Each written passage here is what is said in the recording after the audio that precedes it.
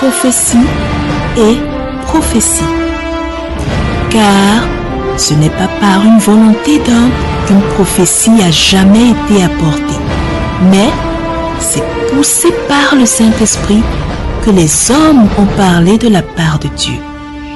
2 Pierre, chapitre 1, le verset 21.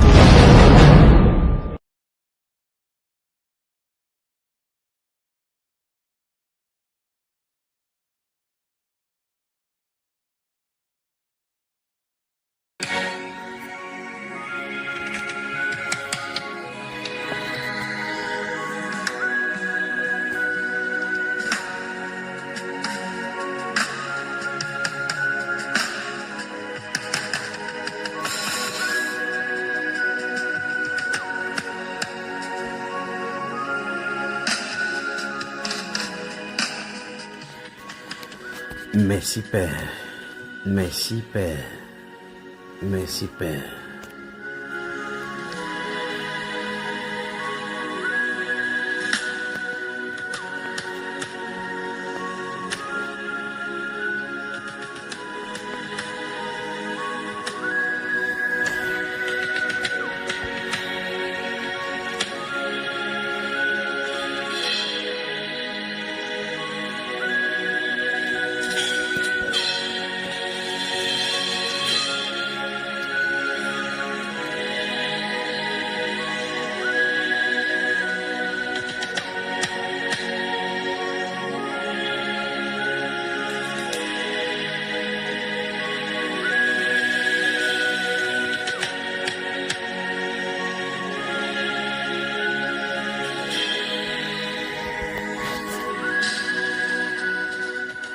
Merci Père, merci Père. Vendredi 16 janvier 2026. Vendredi 16 janvier 2026. L'Esprit annonce des grands bouleversements dans le monde entier, en Asie, en Europe et même en Afrique, dans le continent américain. Exactement comme en fin 2023 et 2024, il avait annoncé beaucoup d'accidents d'avion, de catastrophes aériennes. Ainsi, le Saint-Esprit dit que la terre va vomir. La terre est fâchée et la terre va vomir ses habitants. Donc, des séismes sont déclarés sur la terre, des tremblements de terre, des volcans qui vont exploser ça et là, et des tsunamis qui vont entrer dans le continent. Des zones, des grandes catastrophes arrivent à cause du péché qui pèse sur les lieux des habitants. Car j'ai vu dans cette grande vision des animaux qui détectaient la présence des mouvements sismiques et qui fuyaient dans les montagnes. Et j'étais sur ces hautes montagnes, voyant ce qui est en train d'arriver. Alors le Saint-Esprit annonce des mouvements de plaques tectoniques, des mouvements des continents, des mouvements sur la terre, des montagnes qui vont vomir le feu, des laves qui vont couler dans les eaux, des lieux qui vont trembler, des villes qui vont s'affaisser, des grands ponts qui vont s'affaisser, l'eau qui va sortir et entrer dans le continent. Le Saint-Esprit appelle les tremblements de terre dans des zones diversifiées et diverses de la terre. Des grandes catastrophes arrivent et le Saint-Esprit dit, c'est l'un des grands signes que Jésus, notre Seigneur, avait dit, qu'il y aura des tremblements de terre en divers lieux. C'est le signe et la fin du moment.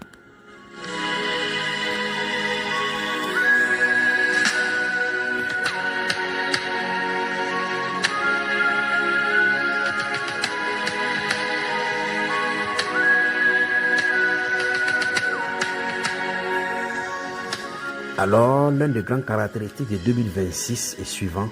Souvenez-vous, 2026 est suivant. Vous verrez des séismes, des volcans qui vont sortir et beaucoup de choses telles que les eaux qui vont entrer dans les villages, dans des villes. C'est vrai que vous voyez ces inondations, mais ça ira en croissance, en mode croissance cette fois-ci, dit l'Esprit de Dieu.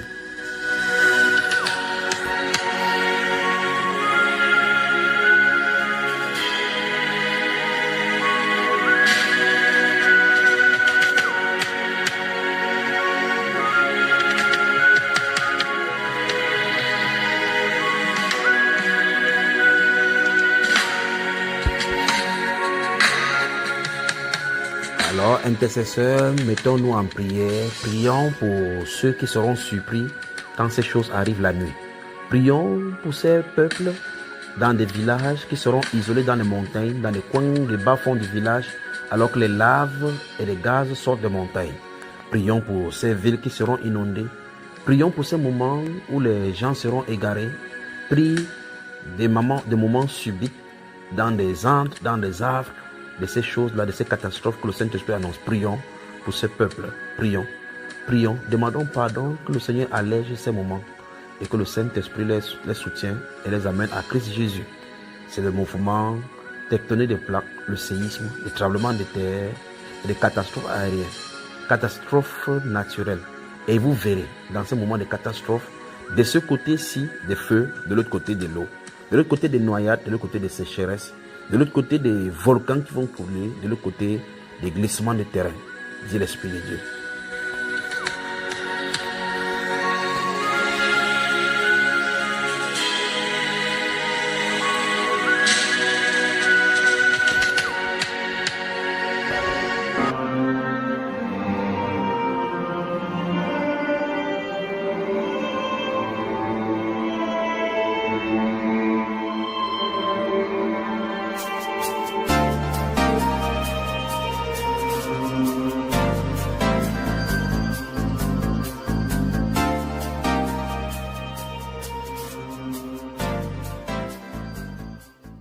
Cette voiture est passée à 2 doigts de la catastrophe.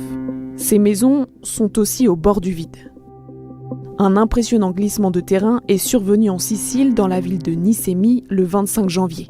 Un tronçon de falaise de 4 km de long s'est effondré. Aucune victime n'a été signalée et plus de 1000 personnes ont été évacuées selon la protection civile italienne. Depuis plusieurs jours, l'Italie est frappée par la tempête Harry. Selon le président de la région, les coûts des dégâts directs et indirects sont estimés à plus de 1,5 milliard d'euros. L'Italie a déclaré le 26 janvier l'état d'urgence en Sicile, en Sardaigne et en Calabre.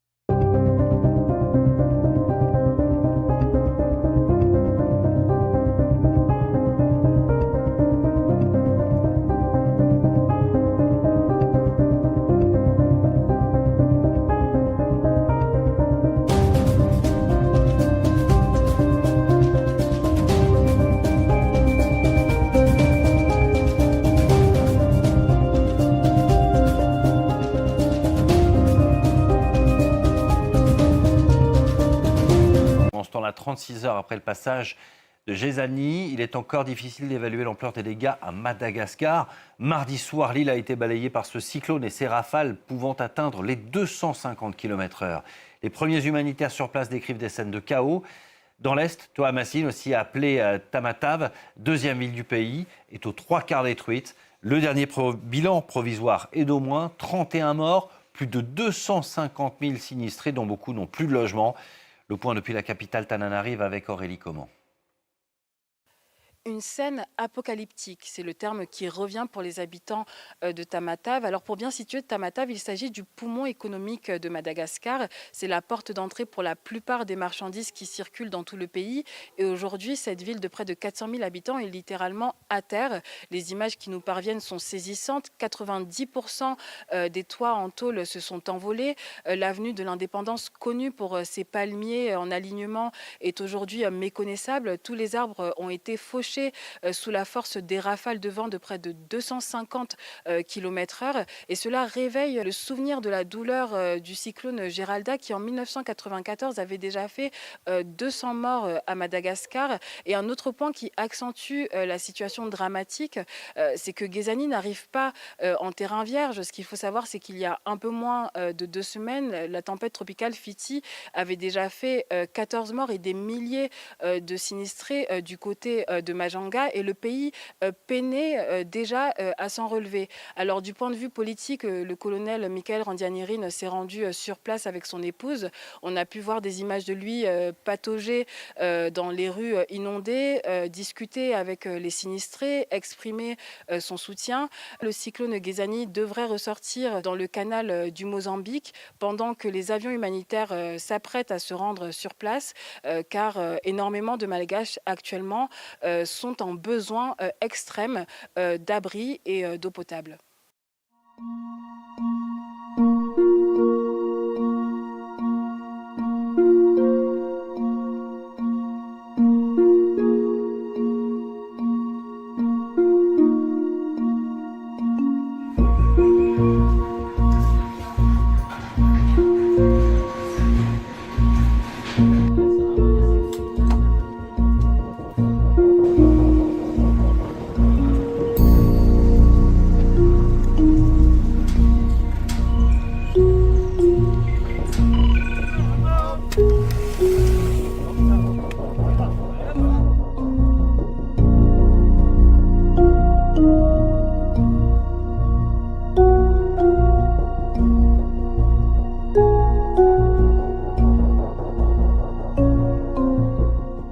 Édition spéciale consacrée au passage de la tempête Nils sur une grande partie du pays. Vigilance rouge pour 5 départements. Vigilance au vent, aux crues et aux avalanches. Vous voyez ici les régions concernées. Et puis, il faut aussi avoir un œil sur toute cette partie qui est en orange. Et là aussi, évidemment, le risque est important. Nos équipes sont mobilisées là où ça souffle très fort sur les côtes atlantiques, même si ça va mieux. Et puis également en montagne. Regardez, ces paquets de neige qui sont en train de tomber sur la tête de Damien Charton et les risques d'avalanche sont évidemment maximum dans les Alpes. Des domaines entiers sont fermés pour éviter les risques, à la fois dans les Alpes, mais aussi dans les Pyrénées. Situation vraiment inédite avec le passage. Ici, on est dans les Pyrénées à Font-Romeu avec des télésièges qui font vraiment le yo-yo. Ici, et évidemment, ils ne sont pas accessibles pour les skieurs. Cette situation météo, elle a des conséquences alors dramatiques parce qu'un accident la nuit dernière dans les Landes a causé la vie à un chauffeur de poids lourd. Ça s'est passé aux alentours de 3 h du matin. Et puis, il y a 850 000 foyers qui sont privés d'électricité. Dans quelques minutes maintenant, Enedis fera un point complet et on découvre ces images. Ça, c'est évidemment ce que les pompiers qui se rendent sur les différents sites découvrent. Lieutenant-colonel Frédéric Haraud, ils sont tous à pied d'œuvre pour donner un coup de main aux employés municipaux et aux habitants qui sont souvent bloqués par ces chutes d'arbres ce matin. Exactement. Pour vous donner à peu près une idée, on a plus de 800 pompiers des services départementaux d'incendie concernés qui sont déployés, plus ce que l'on appelle des renforts intrazonaux, c'est-à-dire des pompiers issus de départements qui ne sont pas actuellement touchés, et qui sont venus en renfort à quelques centaines de kilomètres de là pour appuyer leurs collègues des départements qui, eux, sont plus touchés. Et puis, on a 66 militaires des brigades militaires de sécurité civile qui sont également à pied d'œuvre pour dégager les axes et faire ces travaux sur les arbres et sur les différents axes et réseaux touchés. Et on va retrouver un de vos collègues, le capitaine du SDIS de Gironde, parce que la Gironde est l'un des départements qui est en vigilance rouge en ce moment à cause du vent. Bonjour à vous, capitaine Nicolas Bras. Merci de nous répondre. Donc, dans l'un des départements les plus exposés, où en est la situation à pratiquement 11 h ce matin? Alors la situation est beaucoup plus calme que cette nuit, puisque cette nuit nous avons dénombré 300 opérations sur le territoire girondin, assurées par 180 sapeurs-pompiers. Au lever du jour, les nombres d'opérations s'est accentué, puisqu'aujourd'hui, à l'heure où je vous parle, on est à 572 opérations liées à l'événement tempétueux. Et ce sont quoi majoritairement ces opérations ? Alors majoritairement, ce sont des objets menaçant de tomber, style tuiles, bardages ou des éléments qui se détachent des habitations, mais aussi du mobilier urbain. Ensuite, vous avez des arbres sur la voie publique. Et voilà, c'est le plus gros de nos interventions.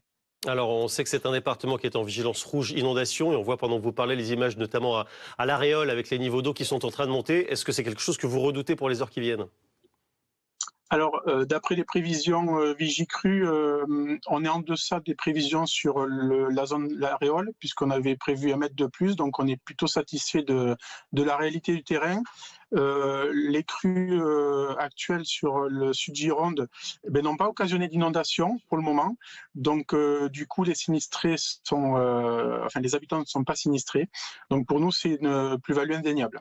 Vous nous avez parlé d'intervention pour des tuiles. On imagine qu'il y a de nombreux toits qui sont abîmés. Quel conseil vous donnez ce matin aux habitants sur le fait d'aller réparer eux-mêmes ? Est-ce que vous dites surtout pas attendez notre intervention et même si on est très très mobilisé, on va finir par arriver rapidement ?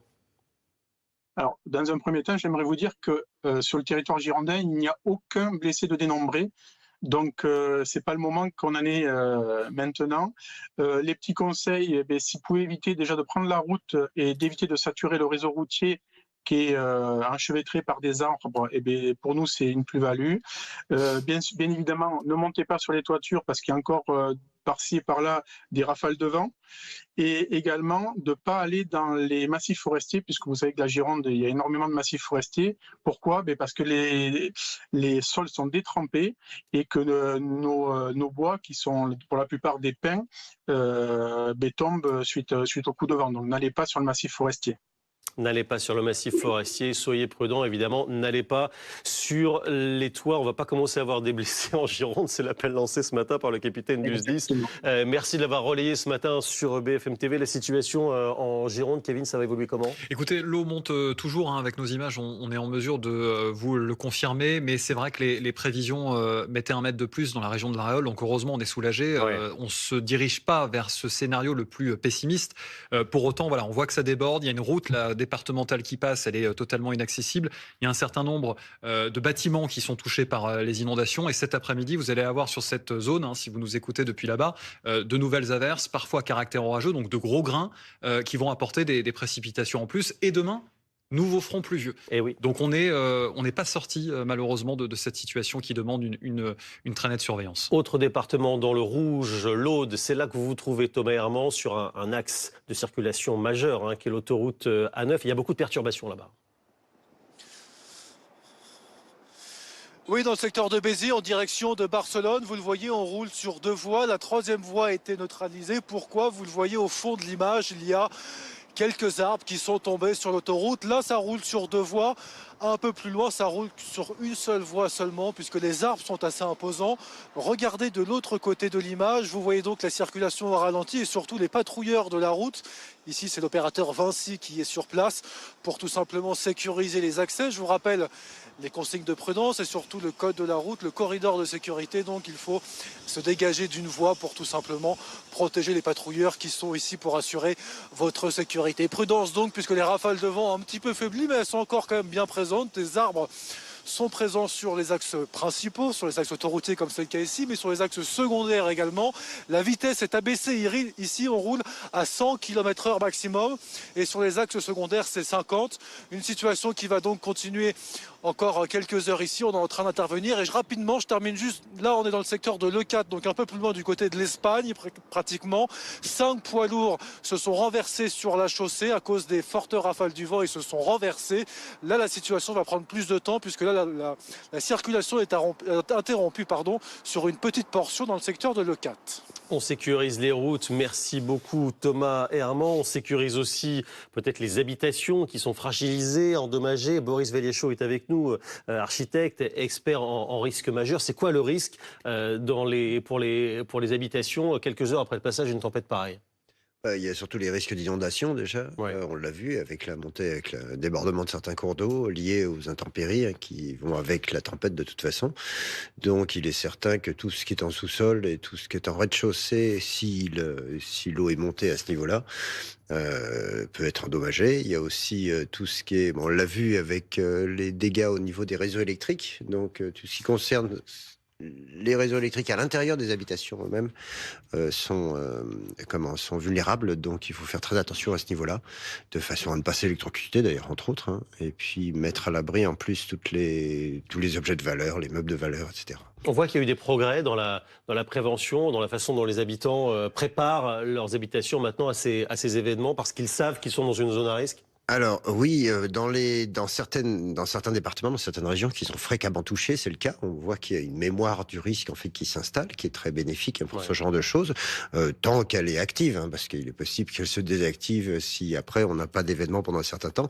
Mais dans d'autres régions où c'est pas où il n'y a pas cette mémoire vive en fait du risque, il est certain que les gens sont beaucoup plus vulnérables à ce genre d'événement. La mémoire du risque, notion qui est évidemment très très importante et qui permet d'expliquer le nombre relativement limité de morts et de blessés. Il y a eu un mort et c'est évidemment dramatique dans les Landes, je vous l'ai dit, un chauffeur poids lourd qui a été tué, mais tout à l'heure en Gironde, alors que c'est un département qui était vraiment dans l'œil de cette tempête, on parle d'œil du cyclone, mais je ne sais pas si on parle d'œil de la tempête, bref, un département au cœur de la tempête, merci, département très exposé, mais il n'y a eu aucun blessé, nous a dit le capitaine du SDIS, Gaël Musquet. On voit que cette mémoire du risque, elle a progressé sur un plan collectif, Oui. Elle explique donc cette relative limitation du bilan.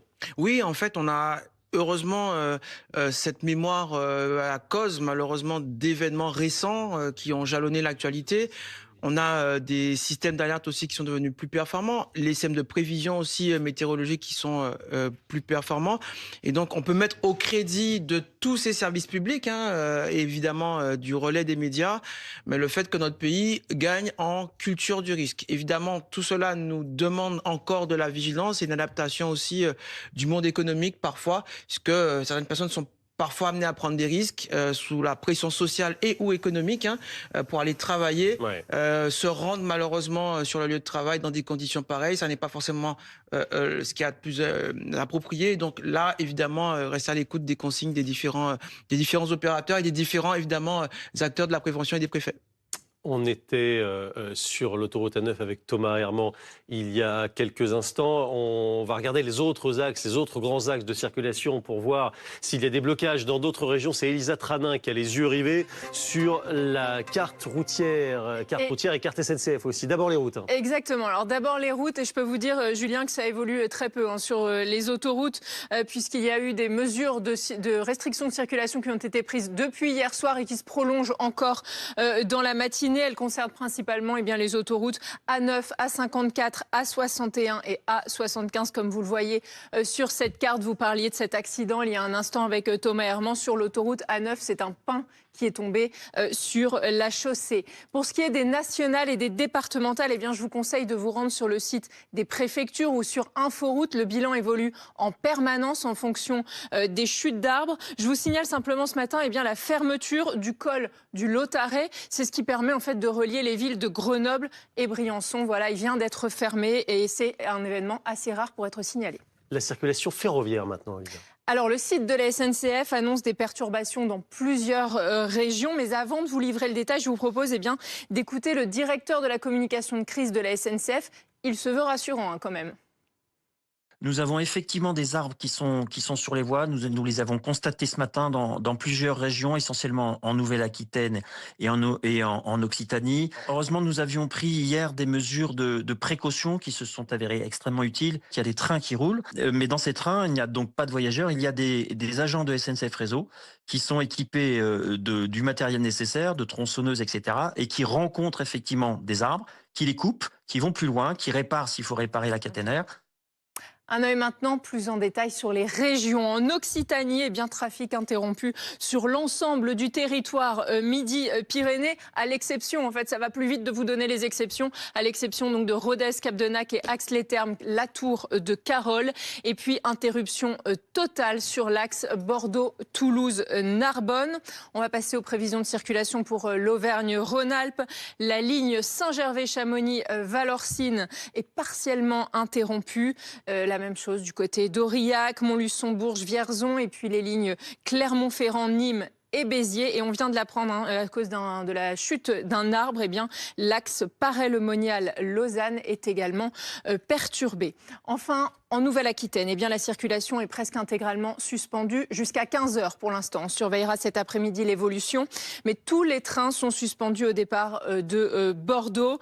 Perturbation également dans les Pays de la Loire. Des arbres sont tombés sur les voies à hauteur de Chaland. Prudence donc et connectez-vous sur SNCF. Merci beaucoup Elisa, on continue de surveiller l'évolution de la situation. Si ça bouge, vous viendrez nous le dire. On surveille ça département par département parce que ça évolue. Tenez par exemple le département des Pyrénées-Orientales. Il était en vigilance orange cette nuit et ce matin, très tôt, il a été placé en rouge par Météo France. Le préfet des Pyrénées-Orientales, Pierre Regnault de la Motte, est avec nous. Bonjour monsieur le préfet.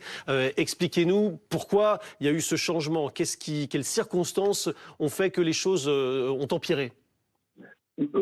C'est une analyse météo qui part de à la fois la vitesse du vent et puis les enjeux qu'il y a derrière. Donc la vigilance rouge, ça veut dire tout simplement qu'il faut être extrêmement vigilant et que, par exemple, il ne s'agit pas simplement d'éviter les déplacements, de limiter les déplacements, mais de les éviter complètement. Et donc c'est pour ça que j'ai recommandé à toute la population des Pyrénées-Orientales de rester à l'abri dans des bâtiments en dur. Et que j'ai fait passer un message à tous les habitants par téléphone portable grâce à notre dispositif FR Alert. Oui, effectivement, dispositif qu'on a expliqué ici même il y a quelques instants et on voit que ça fonctionne. Expliquez-nous où en est la situation au moment où on se parle. Est-ce que ça souffle très fort ou pas? Ça souffle très fort, on a des rafales à plus de 150 km/h. On a des dégâts matériels qui commencent à être assez importants avec, par exemple, on a 30 communes qui sont coupées d'électricité, on a un certain nombre d'arbres qui sont tombés sur les routes, on a des poids lourds qui n'ont pas été très prudents, qui sont engagés sur des axes routiers que nous avions pourtant interdits aux poids lourds et qui donc sont couchés. Donc nous avons ça aussi à gérer, donc j'en profite pour dire aux conducteurs de poids lourds qu'il faut absolument éviter de circuler sur les axes structurants en ce moment. Et donc nous suivons la situation de très près. Le phénomène devrait rester très critique jusqu'à au moins 14 heures. Donc jusqu'à au moins cette horaire, il est vivement recommandé de rester à l'abri dans des bâtiments en dur. Et puis je commence à préparer le post-crise, c'est-à-dire la manière dont nous aidons les habitants des Pyrénées-Orientales à réparer les dégâts et à se faire indemniser. Donc je convoquerai demain les assurances pour faire le point et vérifier que toutes les expertises et autres travaux se fassent de manière très accélérée. Une précision par rapport à ce que vous venez de nous dire, il y a donc des poids lourds qui ont circulé avec la prise au vent, ils ont été renversés par le vent sur la route, c'est comme ça que ça s'est passé? Absolument, absolument, et c'est pour cela que nous avions d'ailleurs interdit la circulation des poids lourds non seulement sur l'autoroute A9, mais aussi sur un certain nombre d'axes routiers structurants secondaires. Il y a quand même 4 blessés légers dans cette affaire, donc c'est pas complètement neutre. Donc je le redis, il ne faut pas circuler en poids lourd aujourd'hui dans les Pyrénées-Orientales. Et nous avons d'ailleurs renforcé les contrôles de gendarmerie à la fois dans le département, mais aussi en amont, en nous coordonnant avec les autres départements de la région Occitanie. Et plus largement sur le plan humain, ce sont les seuls blessés que vous recensez, ces 4 blessés légers, ou bien il y a d'autres situations difficiles? Non, il n'y a que ces 4 blessés légers là. Merci beaucoup Pierre Regnault de la Motte, préfet des Pyrénées-Orientales, pour nous avoir fait un point sur la situation chez vous. On a l'impression, en écoutant ce que vient de nous dire monsieur le préfet, Kevin, que c'est là, au moment où on se parle, que les vents soufflent le plus fort, que c'est à cet endroit que se situe le nœud de la tempête en ce moment. Oui, en effet, on est parfaitement dans le timing donné par les services de Météo France qui emmènent cette vigilance au moins jusqu'en début d'après-midi avec un vent qui souffle très fort en plaine, qui souffle très fort sur les premiers reliefs et qui souffle très fort aussi en montagne. Notons quand même l'excellent travail de Météo France qui a lancé à 8h en dernière minute, de par l'observation faite grâce aux stations météo, grâce aux satellites, mais aussi de par le nombre d'interventions que l'on voyait en direct apparaître dans les centres opérationnels, en disant voilà, là ça souffle de plus en plus fort, on a un nombre d'interventions à la hausse permanente, et donc là il faut lancer une vigilance rouge pour dire à la population maintenant on reste chez soi jusqu'à la fin de cette tempête. Comment ça se passe en collaboration avec vos services, colonel Haro? Eh bien, c'est un travail qui se fait en amont. On a actuellement un ingénieur de Météo France qui est à notre centre opérationnel à Paris depuis hier, donc qui travaille de concert pour évaluer, comme on l'a dit. Ils vont travailler sur leur modèle météo pour voir l'évolution et puis voir le résultat sur le terrain qui émane de nos informations. Et puis, ça se fait également en local, dans les centres opérationnels de zones qui vont couvrir une zone un peu plus grande avec les antennes de Météo France. Là aussi, pour cibler des zones particulières qui peuvent être plus touchées et permettre de donner au préfet les outils qui vont lui permettre de réduire l'exposition des gens en limitant les déplacements. C'est pour ça qu'on dit que les gens effectivement réagissent mieux aujourd'hui parce qu'il y a eu ces campagnes d'information, mais parce qu'ils sont aussi mieux informés en temps réel de l'évolution de cette situation-là, et ce, depuis 25 ans et la création de ces vigilances. Alors que vous voyez cette image en haut à droite de l'écran, c'est le point presse que s'apprête à faire Enedis, parce que plus de 800 000 foyers sont privés d'électricité. C'est beaucoup. Alors on a déjà connu pire, hein, Gaël Musquet, mais enfin ça reste évidemment colossal. Hein. Effectivement, on a Kiran et la tempête Domingos, de 87. Et la tempête de 87, comme disait Kevin, qui ont été assez marquantes sur... Avec plus d'1 million de foyers à l'époque. Hein. Tout à fait, et ce qui a forcé, ce qui a poussé, pas forcé, mais poussé Enedis et RTE, donc le distributeur et le transporteur d'énergie, à créer des forces spéciales vraiment dédiées à ces périodes difficiles. Les FIR, les forces d'intervention rapide électrique pour Enedis, qui sont vraiment des techniciens qui vont être prépositionnés, des ingénieurs prépositionnés. C'est militaire ce que vous nous dites là. Mais pas loin. Ce sont des références militaires, tous ces mots. Force spéciale, force d'intervention rapide. Exactement, et la FARN, c'est la force d'action rapide nucléaire. Donc là, pareil, des volontaires chez RTE qui sont là pour rétablir au plus vite, le plus tôt possible, et être prépositionnés pour pouvoir amener cette électricité au plus près des personnes qui en ont besoin. Ce qui était évidemment très très important pour les habitants dans les maisons, Boris Valiachot. Oui, bien sûr. Toutes ces mesures sont extrêmement importantes et permettent de réduire considérablement de réduire les dommages et surtout de réparer les dommages beaucoup plus rapidement. Ouais. Mais il faut se dire, alors c'est vrai qu'il y a eu des progrès qui ont été faits, mais on est toujours dans un modèle quand même en France où c'est l'État protecteur. Donc on a des infrastructures qui s'améliorent, on le voit. La culture du risque s'installe au niveau des autorités, des infrastructures, etc. Il y en a quand même qui prennent la route avec des poids lourds. On est toujours dans la réponse a posteriori, c'est-à-dire la réponse une fois que la catastrophe est là, contrairement à des pays, par exemple, comme les Pays-Bas, qui développent depuis très longtemps une réelle culture du risque, en prenant en amont, même dans l'aménagement, dans l'urbanisme, dans l'architecture, ce qu'on appelle, par exemple, la vision en mode dégradé, c'est-à-dire qu'on va de plus en plus avoir affaire à cela. C'est-à-dire que les modèles sont plus basés sur des modèles qui marchent en temps normal, mais il y a toujours des choses qui ne fonctionnent pas. Donc il faut que le développement socio-économique de la région, que les activités, etc., soient pérennes, même en cas de dysfonctionnement d'un des paramètres. Ouais, vous citez les Pays-Bas, il y a aussi le Japon que vous connaissez. Oui, le Japon aussi, entre autres. Oui, sur les tremblements de terre. Je voulais rester un peu plus près. Tout ça est intégré de façon très très impressionnante, Kevin. Un mot quand même, on se rappelle aussi des tempêtes de 99, 2 tempêtes à la fin de l'année. On était en effet, alors excusez-moi, on parle en même temps dans l'oreillette, mais on était à un total de 3,4 millions, 3,5 millions de foyers privés d'électricité après le passage de ces tempêtes, pas forcément simultanément, mais en effet, pour remettre les choses dans le contexte, voilà, on était sur un niveau bien plus élevé. Allez, remettez l'oreillette parce que c'est peut-être des informations importantes qu'on est en train de vous transmettre. Vous allez nous donner, Kevin. Oui, il faut avoir 2 cerveaux quand on est sur un plateau.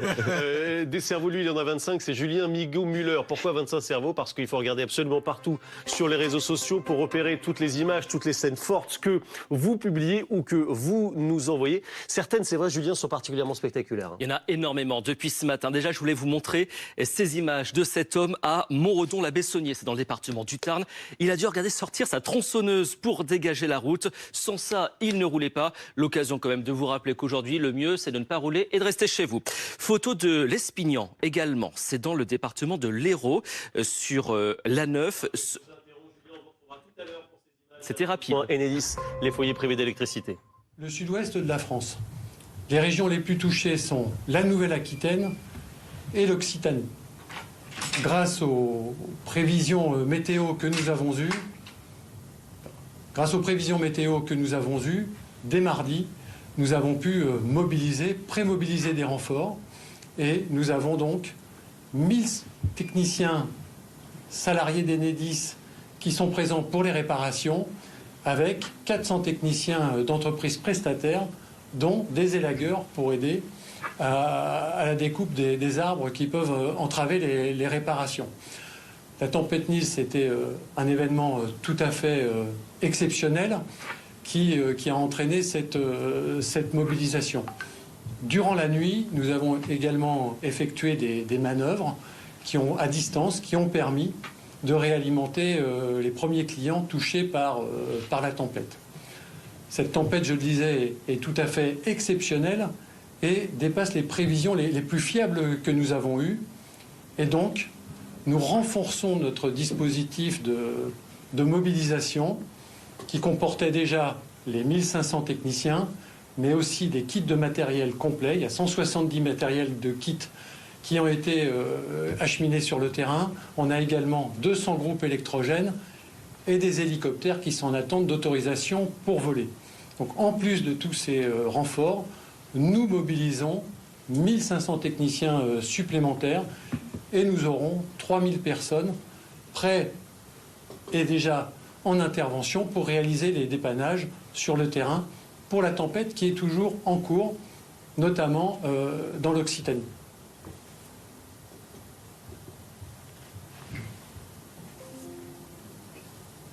Juste pour que ce soit très clair, c'est 1400 techniciens actuellement sur le terrain, plus un renfort de 1500 personnes. Oui. Hein, donc on a effectivement 1500 techniciens qui avaient été prémobilisés grâce aux prévisions météorologiques, qui sont à pied d'œuvre sur le terrain, et on renforce ce dispositif pour porter à 3000 personnes aptes à effectuer les réparations et sur le terrain dès à présent. Avec un tel dispositif, combien de temps faut-il pour un retour à la normale selon vous? Alors, pour le moment, l'événement est toujours en cours, hein, donc les prévisions sont... On ne peut pas donner de prévision. On est vraiment là sur la mobilisation, la première mobilisation des équipes qui est en cours et donc avec les renforts supplémentaires qui sont à pied d'œuvre. Et on attend la fin de l'événement pour avoir la vision sur l'ensemble de la situation puisque la tempête est toujours en cours, en particulier en Occitanie. Vous avez dit que l'épisode dépassait au fond les prévisions météo qui avaient été données ces dernières heures? Oui, alors les prévisions nous ont beaucoup aidés pour prémobiliser tous les matériels, les renforts dont j'ai parlé. Et on a une étendue qui est plus large que ce que l'on avait au tout départ. Et c'est pour ça que l'on renforce le dispositif que l'on avait pu mettre en place. Vous avez parlé d'un épisode exceptionnel. Est-ce qu'il y a des précédents auxquels Enedis a été confronté? Est-ce qu'il y a des choses qui vous viennent en tête de l'épisode précédent ces dernières années? Oui, un événement d'une ampleur comme celui-ci qui cumule à la fois des vents très forts et aussi des pluies intenses. On a la tempête Ciaran en Bretagne. Les vents très forts entraînent des chutes d'arbres, des inondations aussi compliquent les dépannages que l'on a à réaliser parce que les champs sont détrempés, on peut avoir des routes bloquées, des accès compliqués et on retrouve des similitudes avec la tempête Ciaran. Vous avez des conseils à donner à vos usagers ou dans ces heures particulières, notamment la région évidemment concernée? Dans toute la durée de la tempête et même quand la tempête sera terminée, la priorité reste pour nous la sécurité pour les clients, la sécurité pour nos équipes et surtout pour tous les clients, ne pas toucher des fils qui seraient à terre et appeler nos services de dépannage qui font partie des renforts que l'on avait également prémobilisés pour cette tempête.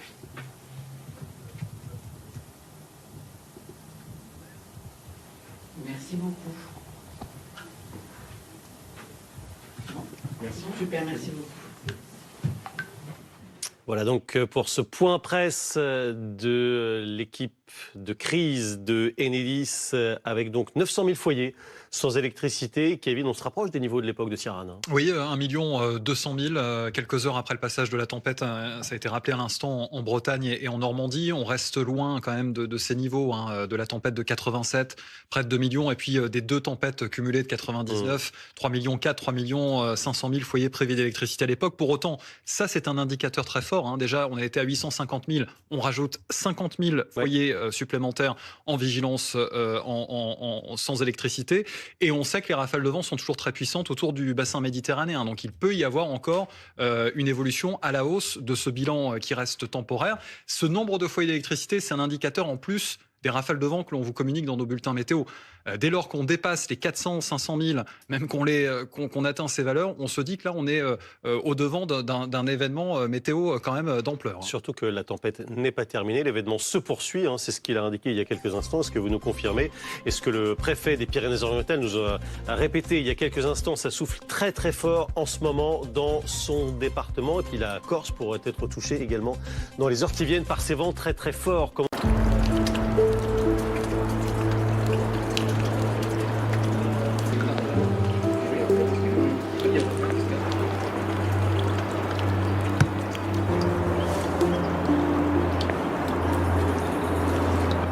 Nous sommes à 8,75 m ce matin à l'échelle de la Réole, ce qui correspond à une forte crue, mais on est encore assez loin de l'épisode de 2021 qui était à 9,80 m.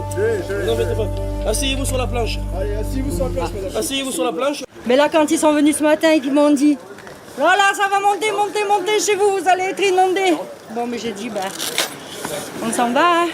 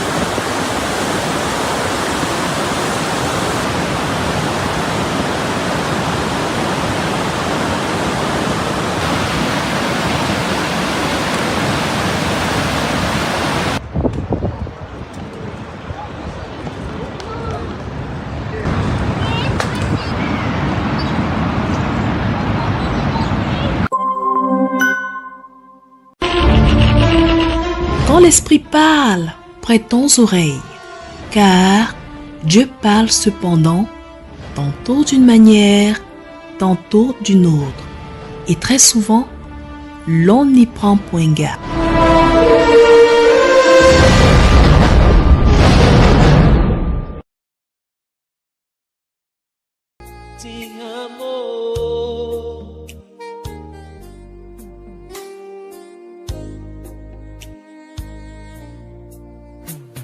Seigneur, dis un mot dans ma vie.